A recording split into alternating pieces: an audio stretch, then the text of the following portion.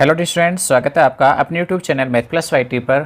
और हम पढ़ रहे थे एनसीईआरटी क्लास 12 मैथमेटिक्स में चैप्टर 3 यानी मैट्रिक्स का आज एक अंतिम वीडियो हम यहाँ पर लेकर आए हैं, जिसमें विविध प्रश्नावली के बचे हुए क्वेश्चंस की बात करेंगे।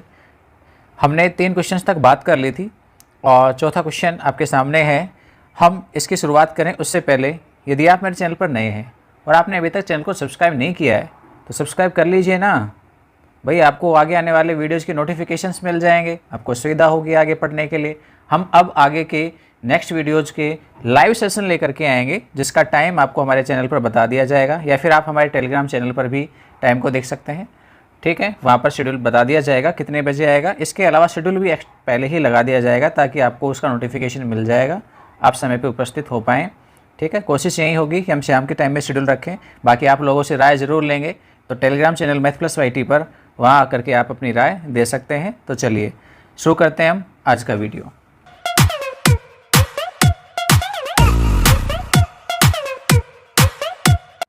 देखिए, चौथा क्वेश्चन है, इसे हम पीछे करा के आ चुके हैं, एबीसीडी में था, लेकिन हमने इसको पूरा सोल्व कराया है कि ए और बी दो सममित मैट्रिक्स हैं।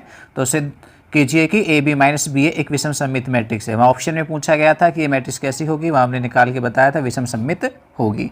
तो ये कराया जा चुका है, आप करके देख सकते हैं दोबारा पीछे का। हम इसका वीडियो लिंक आपको ऊपर आई बटन में दे देंगे। फिफ्थ देखिए, सिद्ध कीजिए कि आव्यूह बी डैश ए बी सममित अथवा विषम सममित है। कब कब? यदि ए सममित अथवा विषम सममित है, यानी B dash A B, B की ट्रांसपोज मैट्रिक्स ए और बी मैट्रिक्स ये सममित अथवा विषम सममित कहलाती है जब ए सममित अथवा विषम सममित होगी। ठीक है, सबसे पहले हम पहली कंडीशन लेकर के चलते हैं। माना ए सममित है, माना ए कैसी है? सममित है। तब बी डैश ए बी ये आपके पास एक मैट्रिक्स है। हम इसके लिए जांच करें तो इसकी ट्रांसपोज निकालते हैं। क्या बनेगी भाई? इसकी ट्रांसपोज निकालेंगे तो ये बनेगी बी डैश ए डैश और बी डैश की भी डैश, जिसको हम कह सकते हैं बी डैश ए डैश, और बी डैश के भी डैश को क्या कहेंगे? मैट्रिक्स बी कह देंगे। सही है ना। अब देखिए, मैट्रिक्स ए सममित है, सममित है तो क्या हो जाएगा? ए इक्वल टू ए ट्रांसपोज होगा। ट्रांसपोज की जगह हम डैश लगा रहे हैं तो यहाँ डैश लगा देंगे। तो ए डैश का मान ए है तो ये बन जाएगा बी डैश ए और बी। ठीक है ना। ए डैश का मान हमने कितना रख दिया है? यहाँ पर ए रख दिया है। तो अब ध्यान से देखिए, बी डैश ए बी की ट्रांसपोज मैट्रिक्स है वो बी डैश ए बी के ही साथ बराबर है। इसका मतलब बी डैश ए बी कैसी है? सममित है। यानी ए सममित थी तो बी डैश ए बी भी आपके पास कैसी मिली? सममित ही आई। अब सेकंड कंडीशन हम ये लेके चलते हैं कि माना ए विषम सममित है। ये कैसी है? विषम सममित है। अब ए विषम सममित है, इसलिए क्या हो जाएगा? ए इक्वल टू माइनस में ए डैश या ए डैश इक्वल टू माइनस ए, एक ही बात है। तब हम ज्ञात करते हैं बी डैश ए बी की ट्रांसपोज, तो क्या बनेगी? सेम ऊपर की तरह से ही बी डैश ए डैश और बी प्राप्त हो जाएगी। अब बी डैश ए डैश का मान किसके बराबर है? माइनस ए के। यहाँ से उठा के हमने रख दिया है यहाँ, और बी तो ये माइनस तो बाहर चला जाएगा, अदिश राशि है, तो बी डैश ए बी। अब ये किसकी शर्त है? विषम सममित होने की। तो हम ये कह सकते हैं कि बी डैश ए बी ऋणात्मक साइन के साथ है, इसलिए क्या कह रहे हैं? विषम सममित। बी डैश ए बी कैसी है? विषम सममित मैट्रिक्स है।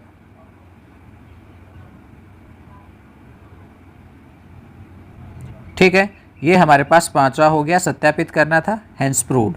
नेक्स्ट क्वेश्चन देखते हैं, छठा क्वेश्चन है हमारे पास, कह रहा है एक्स वाई तथा जेड के मानों को ज्ञात कीजिए यदि आव्यूह ए एक 3x3 क्रम की मैट्रिक्स मिली है आपको। ये समीकरण ए डैश ए इक्वल टू आई को संतुष्ट करता है। तो हम यहाँ से ए डैश निकालेंगे। सबसे पहले ए डैश क्या है हमारे पास? आई जो मैट्रिक्स ए मिली है उसकी ट्रांसपोज मैट्रिक्स 0 2y z और x y और माइनस का z, इसके अलावा x माइनस वाई और z। पंक्तियों को हमने स्तंभ बना दिया है। ठीक है, ये ए डैश हो गई। अब प्रश्न ये कहता है कि ए डैश और ए दोनों का गुणा इकाई मैट्रिक्स है। तो ए डैश का मान तो आपके सामने लिखा हुआ है 0, 2y z x y minus z और x माइनस वाई और z, ये तो ए डैश है। ए डैश का मान क्या था 0, 2y z x y minus z और x माइनस वाई और z। ठीक है, अब हम इन्हें क्या कर देंगे, गुणा कर देंगे, और वो गुणा किसके बराबर दे रखा है, इकाई मैट्रिक्स के बराबर दे रखा है। आप चाहें तो इकाई मैट्रिक्स को इस प्रकार से विस्तारित रूप में बाद में लिख सकते हो, शुरुआत में आई लिख करके भी काम चला सकते हो। अब हम इन्हें गुणा करेंगे। गुणा करेंगे तो पहली पंक्ति पहले स्तंभ के साथ में गुणा होगी, 0 0 के साथ, x x के साथ एक्स स्क्वायर, फिर x x के साथ तो एक्स स्क्वायर। फिर हम दूसरी पंक्ति से करेंगे गुणा, तो 0 तो 2y से होगा 0 बन जाएगा, x होगा y से तो xy, और x माइनस वाई से होगा तो माइनस का xy। तीसरे से करेंगे तो पहला 0, फिर दूसरा माइनस में xz और तीसरा प्लस में xz। ठीक है, अब दूसरी पंक्ति का पहले स्तंभ से करते हैं तो 2y 0 से हो जाएगा 0, y का गुणा होगा यहाँ पर x के साथ में तो ये बन जाएगा yx, इसके अलावा माइनस के y का गुणा होगा x के साथ तो ये बन जाएगा माइनस में yx। ठीक है, तो ये हमने दूसरी पंक्ति का पहले स्तंभ के साथ में गुणा कर दिया। अब करते हैं दूसरे स्तंभ से, 2y का 2y के साथ में, ये 2y है, इसका 2y से गुणा करेंगे 4y स्क्वायर, फिर y का y से करेंगे y स्क्वायर, और माइनस y का माइनस y से करेंगे माइनस में y, प्लस का y स्क्वायर हो जाएगा। अब तीसरे स्तंभ के साथ में भी गुणा कर देंगे, 2y का गुणा होगा किससे, z से, तो कितना हो जाएगा 2yz। फिर इसके बाद y का गुणा करेंगे माइनस के z से, ये y गुणा हो जाएगा माइनस z से तो माइनस में yz। फिर दोबारा y गुणा होगा माइनस के z से तो दोबारा yz, ये दोनों गुणा होंगे तो माइनस yz मिलेगा। ठीक है, तो ये गुणा भी हमने कर दिया यहाँ। अब क्या बच गया, अब हमारे पास तीसरी पंक्ति रह गई, उसे तीनों स्तंभों से शुरू करना है। z 0 से बनेगा तो 0, और माइनस zx से गुणा होगा तो माइनस में zx, और z माइनस के z के बाद प्लस का z गुणा होगा x से तो प्लस का zx। नेक्स्ट पे आ जाइए, दूसरी पंक्ति से करेंगे तो हो जाएगा 2yz माइनस में yz और माइनस में yz। तीसरी पे आ जाते हैं तो z स्क्वायर, फिर माइनस का z गुणा होगा, यहाँ भाई माइनस का z मिट गया है, शायद हम मिटाया था पहले, माइनस z को माइनस के z के साथ में करेंगे तो ये भी प्लस में z स्क्वायर हो जाएगा, और z को z के साथ में करेंगे तो ये भी z स्क्वायर हो जाएगा। तो कुल मिलाकर के 3 बार आपके पास z स्क्वायर होगा, और सामने इकाई मैट्रिक्स है ही आपके पास, तो वो एज इट इज, यहाँ पर इसमें किसी प्रकार का कोई बदलाव नहीं होगा। ठीक है, सरल करते हैं हम इसे, तो क्या क्या बनेगा, 2x स्क्वायर, 0 कट जाएंगे सभी, और ये भी 0 बन जाएगा, यहाँ ये भी कटेगा तो 0 हो जाएगा, और ये 6y स्क्वायर, और यहाँ पे ये सारा कट जाएगा यानी 0 हो जाएगा। यहाँ भी zx कट जाएंगे, माइनस प्लस के हैं, और ये 2yz और ये माइनस के 2yz कट के ये भी 0 हो जाएगा, और लास्ट में 3z स्क्वायर, और सामने आपके पास इकाई मैट्रिक्स है। हम इसके साथ में इनकी तुलना करेंगे, और तुलना करेंगे तो क्या आएगा भाई, 2x square equal to 1, 6y square equal to 1 व 3z स्क्वायर इक्वल टू 1। तो यहाँ से x स्क्वायर का मान 1/2, y स्क्वायर का मान 1/6 व z स्क्वायर का मान 1/3। तो x आपको मिलेगा प्लस माइनस में 1/√2, y मिलेगा प्लस माइनस 1/√6 व z मिलेगा 1/√3। ये भी सभी प्लस माइनस में है, तो आंसर ये आपके पास आ जाएगा। चलिए नेक्स्ट देखते हैं। चलिए 7वां क्वेश्चन है, कह रहा है x के किस मान के लिए ये 3 मैट्रिक्सों का गुणा है वो शून्य मैट्रिक्स के साथ बराबर है। ये शून्य मैट्रिक्स है, न कि 0 है। 0 मैट्रिक्स कहेंगे, 0 संख्या नहीं है, नंबर नहीं है ये। तो गुणा करेंगे हम इनको, तो यहाँ से क्या मिलेगा, सबसे पहले हम 1 to 1 को करेंगे इस मैट्रिक्स के साथ में गुणा। तो देखिए क्या मिलेगा, 1 to 1 को करने पर पहले स्तंभ के साथ गुणा करेंगे तो आपके पास मान आएगा 1 का 1 से 1, 2 का 2 से 4 और 1 का 1 से 1। फिर क्या करना है, 1 का करेंगे 2 के साथ में मल्टीप्लाई, तो कितना बन जाएगा भाई, 2 बन जाएगा। 2 गुणा होगा 0 के साथ में तो 0, और 1 गुणा होगा 0 के साथ में तो ये भी 0, ठीक है ना। एक स्तंभ मैट्रिक्स ही बनेगी मात्र आपके पास। अब नेक्स्ट 1 का गुणा करेंगे हम किससे, 0 से, तो 1 0 से गुणा होके 0 आ जाएगा। 2 का गुणा होगा 1 से तो 2 आ जाएगा, और 1 का गुणा होगा 2 से तो फिर से 2 आ जाएगा, ठीक है ना। और सामने आपके पास एक मैट्रिक्स 0, 2 और x और भी है, वो एज इट इज, और सामने O यानी शून्य मैट्रिक्स। अब देखिए यहाँ से क्या बचा, 4 और 2 6, ये 2 है और ये 4 है, इनका गुणा होगा 0, 2 और x के साथ में, और बराबर है शून्य मैट्रिक्स।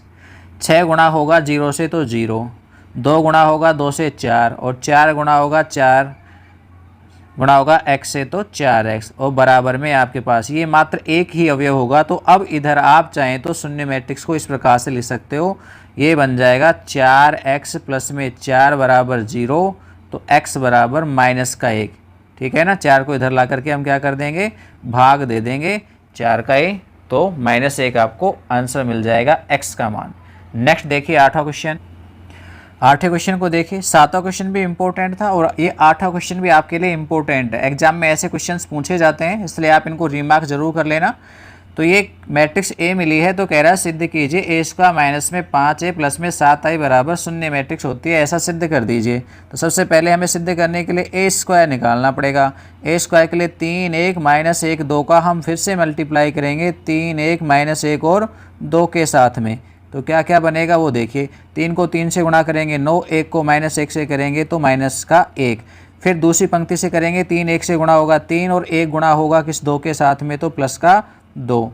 ऐसे ही हम दूसरी पंक्ति को पहले स्तंभ से करेंगे, -1 गुणा होगा 3 के साथ, तो ये आपके पास बन जाएगा -3। उसके बाद नेक्स्ट 2 को हम गुणा करेंगे -1 के साथ में तो -2। उसके बाद दूसरे स्तंभ के साथ गुणा होगा, -1 का मल्टीप्लाई होगा 1 के साथ में तो -1 हो जाएगा ये।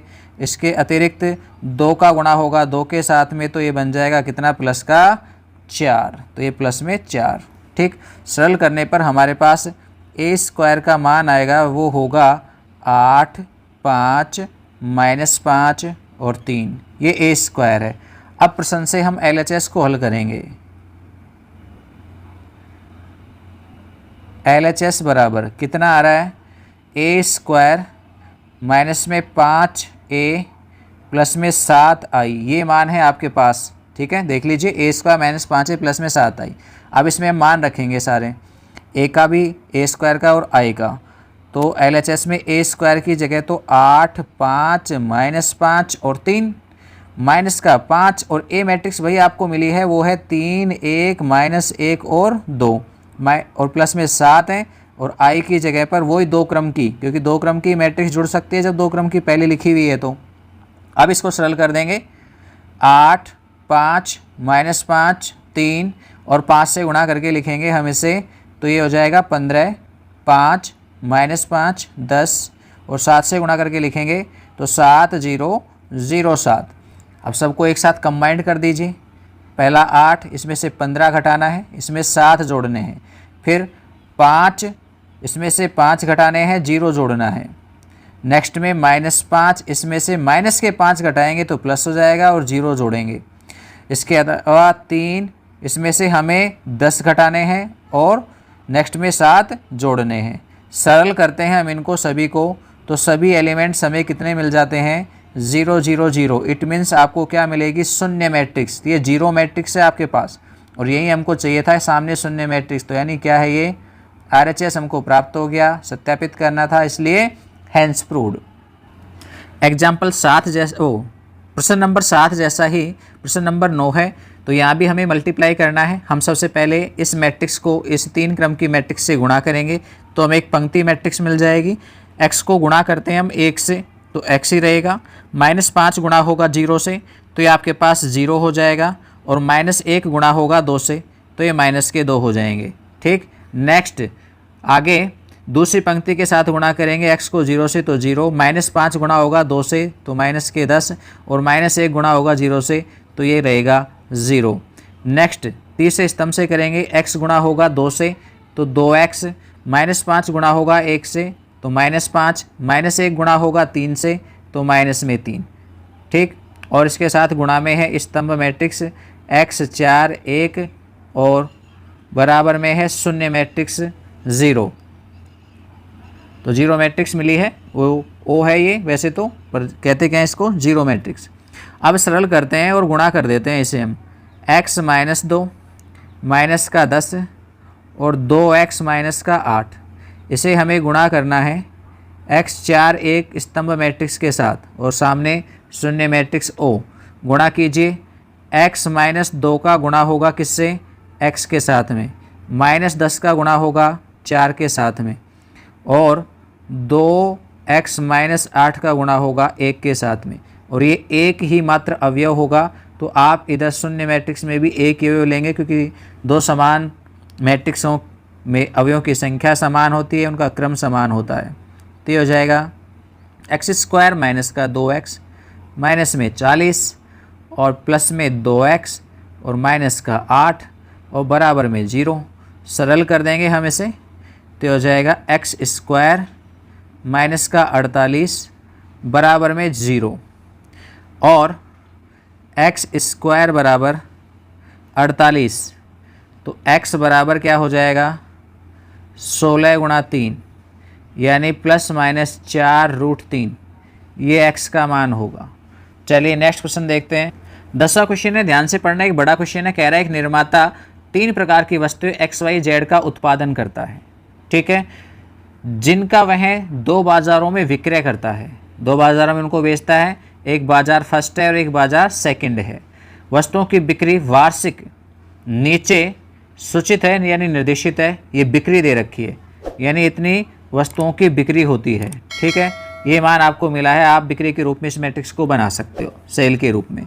आगे क्या कहता है, फर्स्ट भाग में ए में यदि XYZ की प्रत्येक इकाई का विक्रय मूल्य, ये इकाइयाँ हैं उत्पादन के तौर पर, और इन इकाइयों का प्रत्येक का विक्रय मूल्य है वो कितना कितना है, 2.5 रुपये, 1.5 रुपये तथा 1 रुपये है, तो प्रत्येक बाजार में कुल आय, दोनों बाजारों में कुल आय कितनी कितनी होगी उसका आयु बीजगणित की सहायता से ज्ञात कीजिए। तो देखो उत्पादन मैट्रिक्स जो है ना उसको हम क्या कह सकते हैं, उत्पादन आयु, ठीक है। तो उत्पादन आयु को मैं ए से रिप्रेजेंट करूं तो वो आपको मिली है 10,000, 2,000 और 18,000। दूसरी पंक्ति में 6,000, 20,000 और 8,000, ठीक है ना। ये x के लिए, y के लिए और z वस्तु के लिए, ठीक। और ये पहला बाजार है, पहली पंक्ति, और दूसरी पंक्ति दूसरे बाजार के मानों को रिप्रेजेंट करती है, उत्पादन को रिप्रेजेंट करती है, ठीक है। अब साथ में मूल्य दिया गया है, प्रत्येक इकाई मूल्य का आव्यूह या मैट्रिक्स क्या होगा, b से रिप्रेजेंट कर दूं तो आपको मिला है 2.5, 1.5 और 1। ये किस किस के लिए है, पहला x के लिए है, दूसरा y की रेट है, तीसरी z के प्रति नक्की रेट है। अब यहाँ पे पूछा गया कुल रेवेन्यू, कुल कितनी आय हुई प्रत्येक बाजार से, प्रत्येक बाजार से आय, हम इसे बेचेंगे तो बाजार से हमें कितनी आय होगी, कितने की सेल हो जाएगी, वो आय हमें यहाँ पे निकालनी है, वो हो जाएगी AB। कितनी आय है निकाल देंगे, ए की जगह पर मान रखेंगे, वो है आपके पास 10,000, 2,000, 18,000, 6,000, 20,000 और 8,000। और इसे हम, ये क्रम कितना है 2/3 का, और इसे हम गुणा करेंगे किससे, लागत से, यानी इनकी जो मूल्य है उस मूल्य के साथ में 2.5, 1.5 और 1, जितने में हम इन्हें बेच रहे हैं वो विक्रय मूल्य जितना भी है उससे हम इसको गुणा कर देंगे, हमारे पास आय आ जाएगी। तो कर दीजिए गुणा। हम पहली पंक्ति को एक ही स्तंभ है तो आपके पास एक अवयव आएगा। 10,000 को 2.5 से गुणा करेंगे तो ये आपके पास कितने हो जाएंगे 25,000, प्लस 2,000 को 1.5 से करेंगे तो ये हो जाएंगे 3,000। 18,000 को 1 से करेंगे तो ये 18,000। सेकंड पे आ जाते हैं। 6,000 को 2.5 से गुणा करेंगे तो ये हो जाएंगे 15,000। 20,000 को 1.5 से करेंगे तो ये हो जाएंगे 30,000 और 8,000 को 1 से करेंगे तो 8,000। ये पहले बाज़ार की से प्राप्त राशि है, ये दूसरे बाज़ार की बिक्री राशि है। तो कुल कितने की बिक्री होती है वो देख लीजिए। 25,000 में 3,000 और 18,000 को जोड़ देंगे। 25 और 3 28, 28 और 18 कितने हो गए हैं 46। तो पहले मार्केट से 46,000 रुपये की आय होगी और दूसरे की हम बात करें तो 15 और 30 45, 45 और 8 53 और दूसरे मार्केट से हमें 53,000 रुपये की आय होगी। ये प्रथम बाज़ार से और ये आपके पास सेकंड बाज़ार से। ठीक है, ये हमारे पास आय आ गई है कुल। ओके, आ जाइए नेक्स्ट और एक सेकंड पार्ट हमारे पास जिसमें कह रहा है यदि उपयुक्त तीनों वस्तुओं की प्रत्येक इकाई की लागत है ना वो लागत क्रम से 2 रुपये, 1 रुपये और 50 पैसे है तो कुल लाभ ज्ञात कीजिए। ये तो हमारे पास बिक्री आ गई थी, बाजार से प्राप्त कुल आय जिसको हम क्या कह सकते हैं बिक्री। ए बी मैट्रिक्स किसको रिप्रेजेंट करती है कुल बिक्री को। अब हम बात करेंगे किसकी लागत की। यदि प्रति इकाई एक्स वाई जेड की लागत मैट्रिक्स या लागत आव्यूह सी हो तो सी का जो मान है वो आपको मिला है 2 रुपये, इसके अलावा 1 रुपये और 50 पैसे। 50 पैसे को 0.5 लिखूँगा भाई मैं रुपए में, ठीक है ना।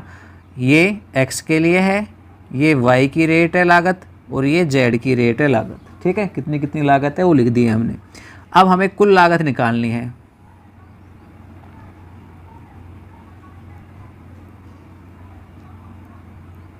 कैसे मिलेगी कुल लागत? ए को सी से गुणा कर देंगे। ए में क्या क्या था 10,000, 2,000, 8,000, 18 कितना था 18,000 और 6,000, 20,000, 8,000। ये 18 है, यहाँ 6,000, 20,000 और 8,000। ठीक है, और इसे हम सी से गुणा करेंगे 21.5। चलिए गुणा करते हैं। गुणा करने पर क्या आ जाएगा ए सी इक्वल टू 10,000 को 2 से गुणा करेंगे 20,000 प्लस 2,000 को 1 से करेंगे 2,000, 18,000 को 0.5 से करेंगे तो आधा हो जाएगा 9,000। 0.5 का मतलब आधा ही होता है। नेक्स्ट 6,000 को 2 से करेंगे 12,000, 20,000 को 1 से करेंगे तो 20,000 और 8,000 को 0.5 से करेंगे तो आधा हो जाएगा 4,000। तो कुल लागत आपके पास जो आएगी वो 20, 2 22, 22 और 9 31,000, 12 और 20 32, 32 और 4 36,000। ये हमारे पास लागत है। इसलिए कुल लाभ दोनों से बाज़ारों से जो कुल लाभ होगा वो लाभ क्या होगा बिक्री मैट्रिक्स जिसको हमने ए बी से लिखा उसे में से माइनस कर देंगे हम लागत मैट्रिक्स को। लागत हमारे पास ए सी है तो बिक्री में हमें मिला था 46,000 और 53,000 और ए सी लागत हमें मिली 31,000 और 36,000। तो 46,000 में से 31 घटाएंगे 15,000, 53,000 में से 36 घटाएंगे तो 4 3 7 17,000। तो ये हमारे पास लाभ आ गया पहले बाज़ार से। लाभ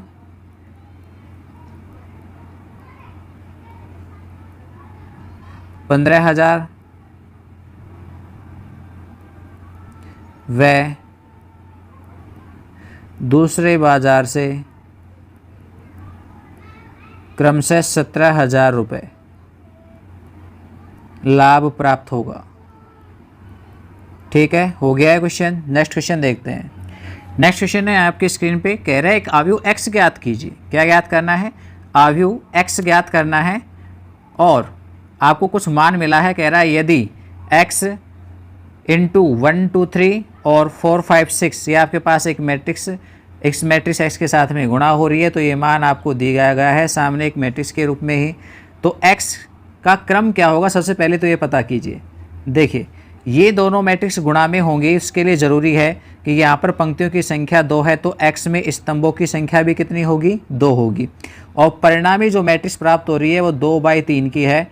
तो परिणामी मैट्रिक्स में इस पंक्तियों की संख्या तो पहली मैट्रिक्स से प्राप्त होती है और स्तंभों की संख्या दूसरी मैट्रिक्स से प्राप्त होती है। सही है, तो देखो दूसरी मैट्रिक्स से 3 मिल रहा है, तो ये 3 ही आ रहा है यहाँ पर। और ये किसका अवयव है? ये किसकी संख्या है? पहली मैट्रिक्स में पंक्तियों की संख्या है। तो पहली मैट्रिक्स में पंक्तियों की संख्या कितनी होगी? 2। तो x है वो 2/2 क्रम की एक मैट्रिक्स होगी। तो ये गुणा तभी संभव है जब x 2/2 क्रम की मैट्रिक्स हो। तो लिख सकते हैं यह गुणन या ये समीकरण तभी संभव है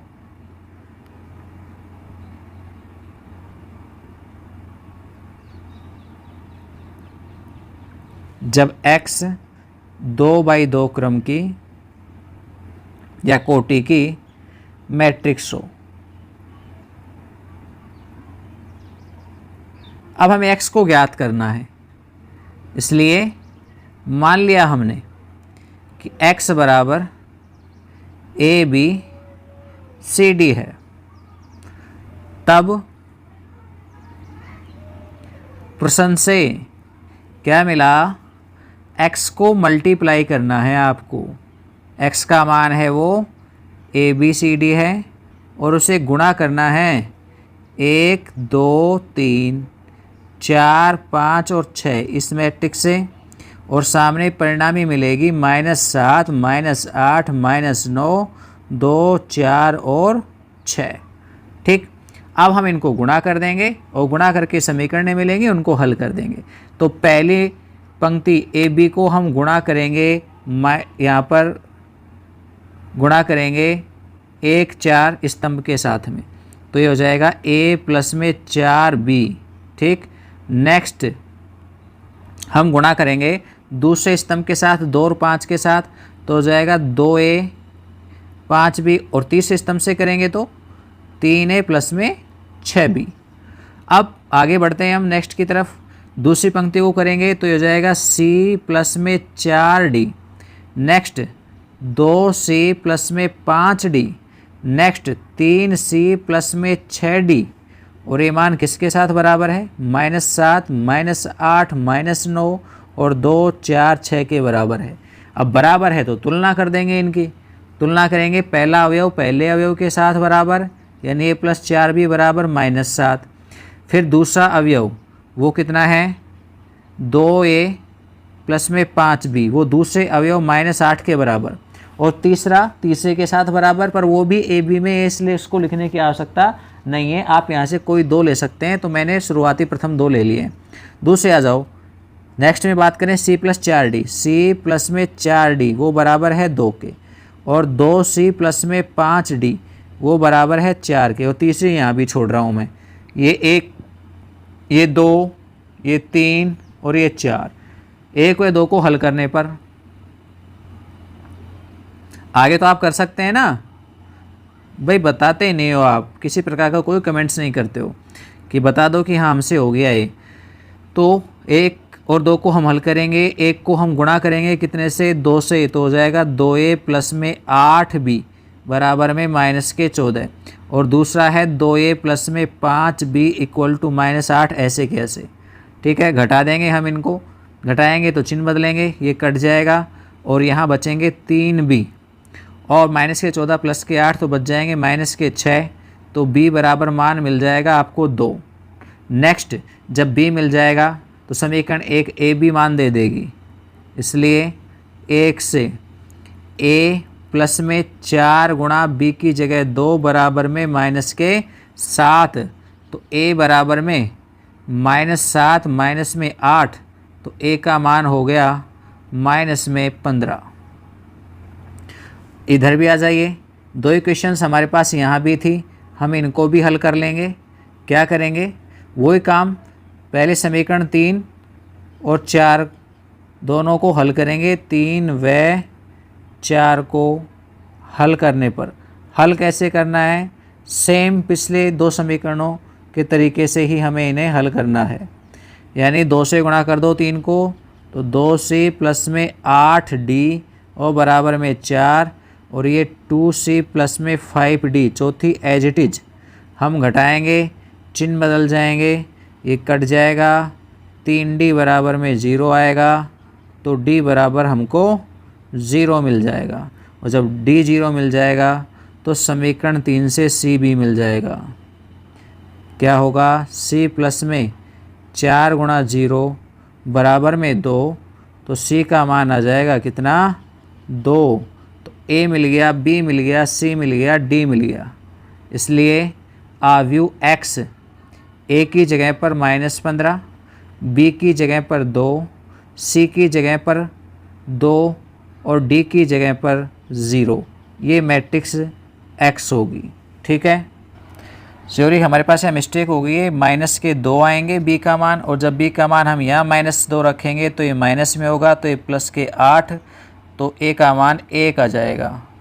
तो a की जगह पर तो 1, b की जगह -2 और 2 0, ये आपके पास आंसर हो जाएगा। ठीक है, चलिए नेक्स्ट क्वेश्चन की तरफ बढ़ते हैं।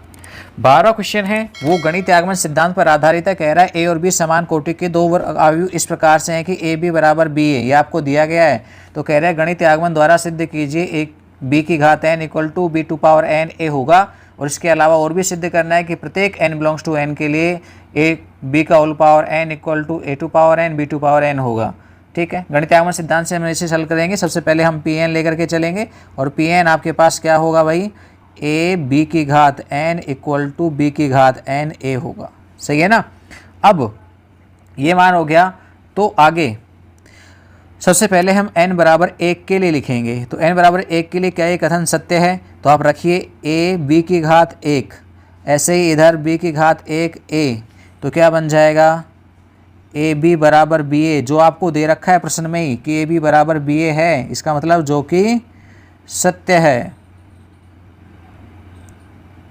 ओके, अब हम मान लेंगे कि माना P n n equal to k के लिए सत्य है, और सत्य है तो क्या होगा, ए बी एन की जगह पर हम के रख देंगे तो b की घात k हो जाएगी। ऐसे यहाँ b की घात k और a बन जाएगा, हम इसे समीकरण 1 दे देंगे नाम। और आगे क्या सिद्ध करना है, अब हम सिद्ध करेंगे, ये लाइनें ऐसे ही लिखनी है भाई आपको। अब हम सिद्ध करेंगे कि पी एन है वो n इक्वल टू k प्लस 1 के लिए सत्य है। अर्थात क्या सिद्ध करना है वो लिख दूँ मैं यहाँ पर, a b की घात k प्लस 1 का मान b की घात k प्लस 1 a होता है, ऐसा हमको सिद्ध करना है। इसलिए क्या करेंगे, LHS को लेके चलते हैं। a b की घात k प्लस 1 को कैसा लिख सकते हैं, a b की घात k गुणा में b, ऐसा लिखा जा सकता है। और a b की घात k का मान हम समीकरण 1 से रख देंगे, b की घात k a, तो ये हो जाएगा b की घात k और a, और गुणा में क्या और है b। अब देखिए ये साचले नियम का पालन करता है, तो हम a b का मान रखेंगे। आपको दे रखा है a b किसके बराबर है भाई, यहाँ पर b a के बराबर है, तो हम b और b की घात k आधार समान है, घातें जुड़ जाएंगी, तो ये आपके पास हो जाएगा b की घात k प्लस 1 और a, और यही हमको सत्यापित करना था, यानी RHS यही चाहिए था। इसलिए कह सकते हैं प्रत्येक n बिलोंग्स टू n के लिए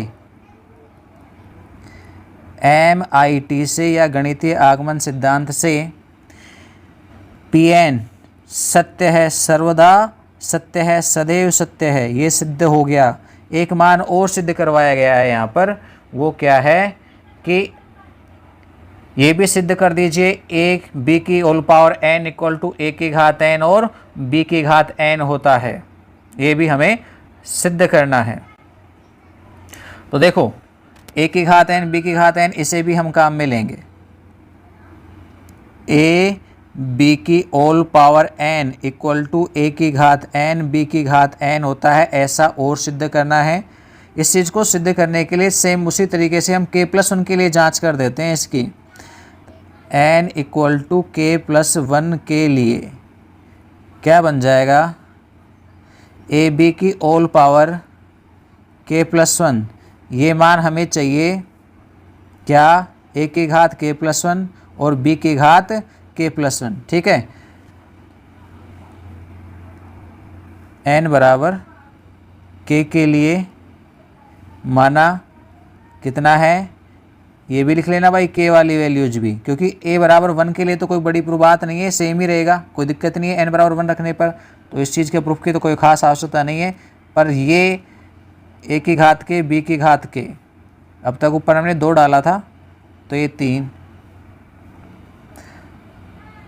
अब 3 के बाद हम इस k बराबर k+1 के लिए इसे सत्यापित करना चाहें तो हम LHS को लेते हैं। यहाँ पर क्या है LHS, ए बी की होल पावर k+1, इसे हम क्या लिखेंगे, ए बी की whole power k into A B. A B की होल पावर k का मान समीकरण 3 में है, कितना है भाई, a की पावर k और b की पावर k, और यहाँ पर क्या है ए बी। अब ऊपर देखिए समीकरण 2 में आपके पास यहाँ पर मान होगा, उसी की सहायता सिद्ध करने के लिए कहा गया है b की घात के a, इसका जो मान है वो आपको समीकरण 2 में मिला हुआ है, क्या होता है a और b की घात k, और गुणा में इधर सामने b और b है, वो b हमने लिख दिया है। अब घातें जुड़ जाएंगी, a की घात हो जाएगी k+1 और b की घात भी हो जाएगी k+1, और यही आपके पास क्या है RHS है। इसका मतलब यहाँ भी LHS RHS बराबर हैं, अतः MIT से क्या होगा, ए बी की whole power n equal to A की पावर n बी की पावर n सर्वदा सत्य होगा, ठीक है। चलिए नेक्स्ट क्वेश्चन नेक्स्ट 13वें क्वेश्चन में कह रहा है निम्नलिखित प्रश्नों में से सही उत्तर चुनिए।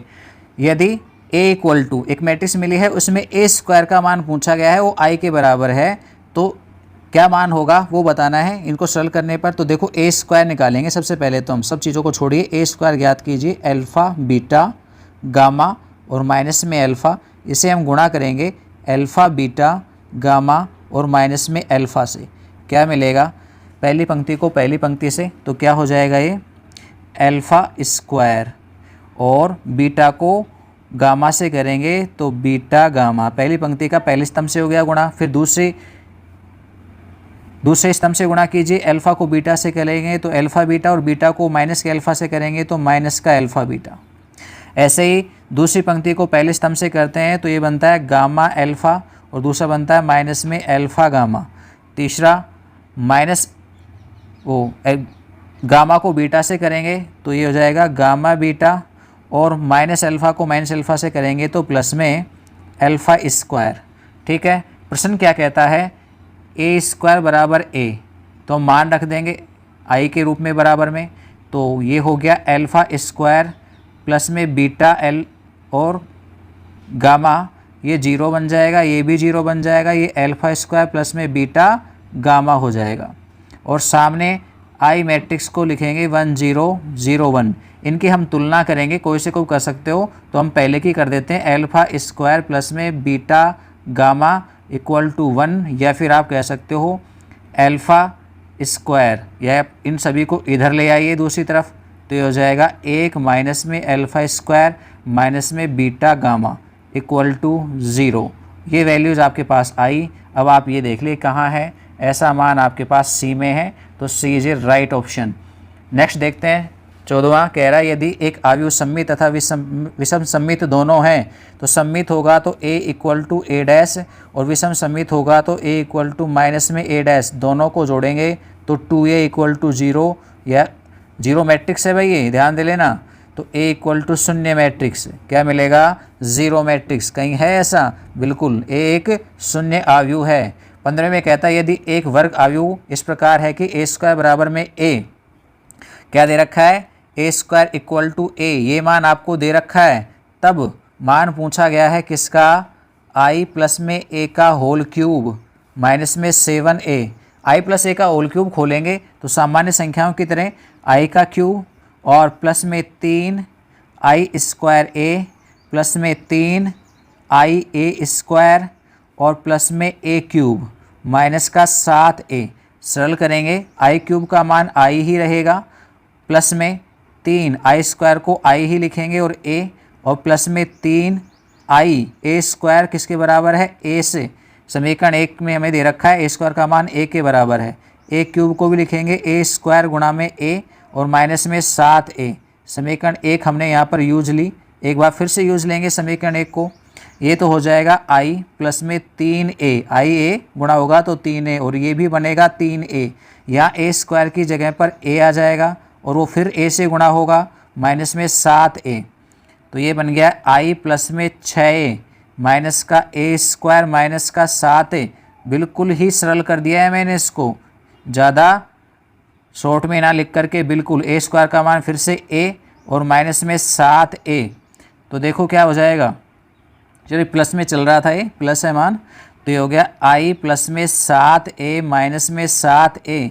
तो फाइनल मान मिला हमें कितना, i। तो ऐसा ऑप्शन है केवल i का, बिल्कुल है सी में, तो ये आपके पास आंसर हो जाएगा। तो स्टूडेंट्स ये थी हमारे पास एक्सरसाइज 3 की विविध पूरी हो गई है। नेक्स्ट क्लास हम चौथे चैप्टर की लेके आएंगे, वो बिल्कुल लाइव होगी, उसके बारे में जानकारी आपको दे दी जाएगी। फिलहाल के लिए इजाज़त दीजिए, धन्यवाद, बाय।